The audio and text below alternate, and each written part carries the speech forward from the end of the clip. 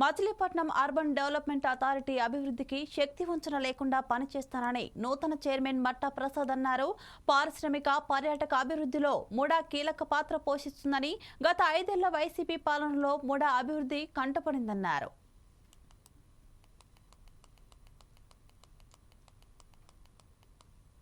తీసుకుంటూ నేను మీడియా మిత్రులకి మనస్ఫూర్తిగా కోరుకునేది, ఈ బాధ్యతను నేను ఒక్కడనే పూర్తి చేయలేను, అధికారులు మాత్రమే పూర్తి చేయలేరు. మీ సహకారం కావాలి.